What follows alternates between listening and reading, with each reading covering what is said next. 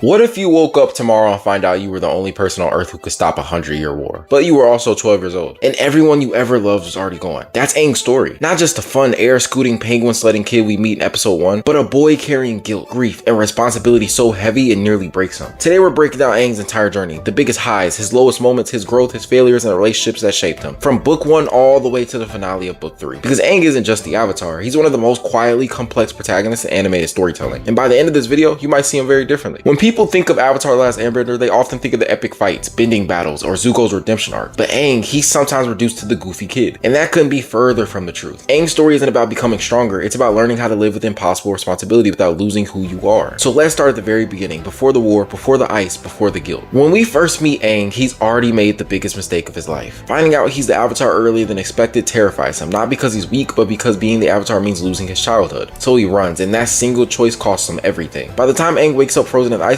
the air nomads are gone. His people killed by genocide, and the war he was meant to stop has already raged for 100 years. Here's what makes this powerful. Aang doesn't immediately process that loss. Instead, he smiles, he jokes, he plays, because that's how kids survive trauma. But cracks start to show almost immediately. His first highs are discovering Katara and Sokka, reconnecting with the world, flying freely again, realizing he still has purpose. And these moments matter because they remind Aang and us that life still exists after tragedy. But book 1 slowly peels back the mask. The Southern Air Temple episode is the first emotional gut punch. Aang sees Monk Gyatso remains, and for the first time, that weight hits him. He didn't just lose his people, he blames himself for it. The guilt becomes Aang's defining eternal conflict for the entire series. Every town destroyed, every life lost, every Fire Nation victory. In Aang's mind, it all traces back to the moment he ran away. Book 1 introduces the Avatar state as something terrifying. It's raw, emotional, and fueled by pain, not mastery. Aang doesn't activate it through wisdom, he activates it through fear and grief, which is important because it shows us early on power alone will never solve Aang's problem. Aang's relationships are the emotional anchors that keep him human. Katara is warmth, compassion, and belief. She doesn't see Aang as a weapon or a savior, she sees a kid who needs support. But their relationship isn't perfect. Aang becomes emotionally dependent on Katara at times, clinging to her as stability in a world that took everything else from him. Sokka grounds Aang, he challenges him, questions him, and treats him like a teammate, not a deity. This balance matters more than people realize. In book 1, Zuko is the monster chasing him, but symbolically Zuko represents what Aang fears becoming, someone consumed by destiny. Book 2 is where Aang's optimism truly gets tested. The world stops being an adventure and starts being a responsibility. Earthbending is Aang's hardest element for a reason. Air is freedom, earth is stubbornness. To learn it, Aang must stand his ground, something he's avoided his entire life. Toph forces Aang to stop dodging problems and face them head on. And while he improves physically, emotionally, things get worse. Everyone expects Aang to master all 4 elements, defeat the Fire Lord, end the war, and never fail. But he's still a kid who just learned how to stand his ground yesterday. This is Aang's lowest point. He's given a choice, let go of earthly attachments or save Katara. And Aang chooses love, not selfishly, but humanly. The result, he's struck down, literally. This moment matters because it proves something vital. Aang is willing to fail as the Avatar to stay true to himself, and that choice nearly cost him everything. Book 3 begins with Aang broken, physically scarred, spiritually shaken, emotionally uncertain, and he's terrified of failure, terrified of hurting people, terrified of becoming the thing that everyone expects him to be. Aang briefly considers disappearing, not out of fear, but doubt. What if he isn't the right person for this? That question haunts him. But Zuko's arrival forces Aang to confront forgiveness, and this is huge, because forgiving Zuko means forgiving himself. It's Aang realizing that people can change and that mistakes don't define your entire existence. Firebending teaches Aang restraint. Unlike the destructive fire he once feared, true fire comes from balance, not rage. And this mirrors Aang's internal journey. The final battle isn't about who's stronger, it's about who stays true. Aang refuses to kill Ozai not because he's weak, but because he refuses to sacrifice his values to win. This is the accumulation of everything. His guilt, his compassion, his refusal to become a weapon. Energy bending isn't a shortcut, it's a reward for unwavering integrity. Aang doesn't end the war by becoming something else, he ends it by becoming fully himself. Aang's story isn't about perfection, it's about choosing kindness when the world demands cruelty, choosing mercy when vengeance feels easier, and growing up without losing your soul. That's why Aang still matters, and that's why his story lasts. If you enjoyed this deep dive, drop a like, subscribe for more Avatar breakdowns, and let me know which Aang moment hit you the hardest.